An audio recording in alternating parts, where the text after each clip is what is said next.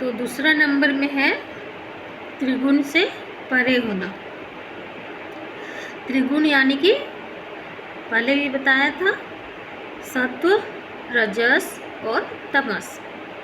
तो जो हम सृष्टि देखते हैं, यानी कि ये पेड़ पौधे, नदी नाले, समुद्र, जीव जंतु, मनुष्य इत्यादि, ये सब प्रकृति नहीं है।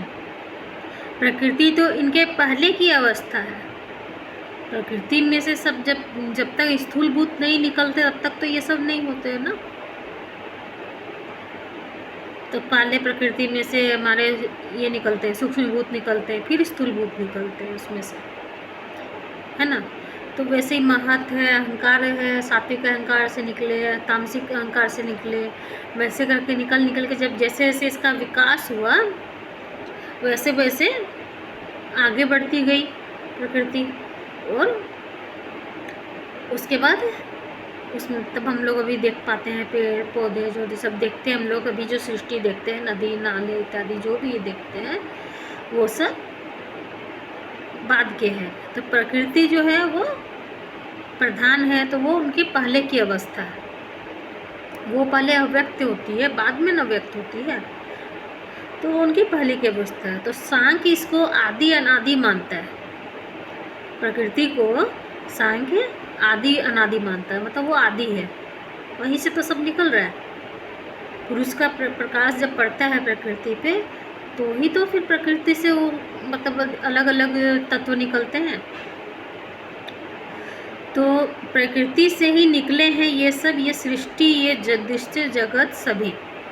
तो जितना भी अभी हम लोग देख पाते हैं, दृश्य जगत है या सृष्टि है, ये सब जो भी हम लोग देखते हैं अपने सामने में, वो सब प्रकृति से ही निकले हैं। तो फिर प्रकृति क्या है? अब मन में ये आता है कि प्रकृति क्या है। तो प्रकृति जो है वो ये तीन जो गुण है, सत्व, रजस और तमस, इनकी इकाई है। यानी कि साम्य अवस्था, जब तीनों गुण साम्य अवस्था में होती हैं, जब तक उनमें हलचल नहीं मचती है तब तक वो प्रकृति जो है अव्यक्त अवस्था में होती है। और जब पुरुष का प्रकाश पड़ जाता है तब उसमें हलचल मच जाती है इन तीन गुणों में, और प्रकृति व्यक्त हो जाती है। तो इन त्रिगुणों का काम क्या है? सुख, दुख और मोह उत्पन्न करना। ठीक है। तो सत्व का काम है सुख देना, रजस का काम है दुख देना। रजस का स्वभाव कैसा होता है? चंचल होता है ना। तो वो क्या करेगा? हमें हमारे मन में चंचलता बढ़ा देगा, तो हमारा स्थिर मन नहीं होगा। स्थिर मन नहीं होगा तो कुछ न कुछ मतलब हम लोग ऐसा कुछ करते रहेंगे जिसके कारण हम लोग को दुख होता है। तो रजस का काम होता है दुख देना, और तमस का काम होता है मोह उत्पन्न करना। हम लोग मतलब आलस में हो जाएंगे, कुछ करने का मन नहीं होगा। तमस जब आता है ना, तमस वो क्या करता है? मोह उत्पन्न कर देता है, हम लोग में मूर्खता ला देता है। कुछ मतलब जैसे कि कोई एक पशु होता है ना, उस टाइप से तो हम लोग में पशुता उत्पन्न करता है। तो ये सभी तो जड़ है, तो फिर ये सब सुख दुख इत्यादि कौन अनुभव करता है? मन में ये प्रश्न आता है कि जब ये सब जड़ है, प्रकृति के जो ये तीनों गुण जब जड़ हैं, तो सब ये हम लोग जो सुख है दुख है ये सब कौन अनुभव करता है? कौन ये देखता है कि हमें दुख हो रहा है कि सुख हो रहा है, कि हमें कैसा अनुभव हो रहा है? आखिर ये दृष्टा कौन है? तो यह सवाल आता है। तो सांख्य कहता है कि वह पुरुष ही होना चाहिए,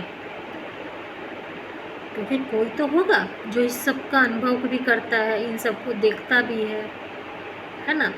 तो सांख्य के हिसाब से वो पुरुष ही होना चाहिए। अब यह सवाल आता है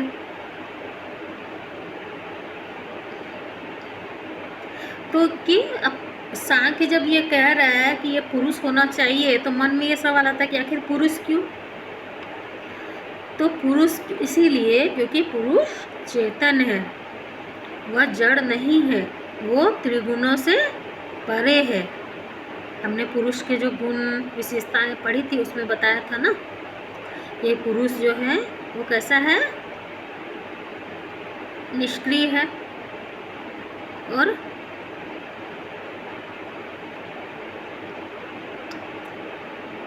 वो क्या है, चेतन है और त्रिगुणातीत है, मतलब गुणों से परे है।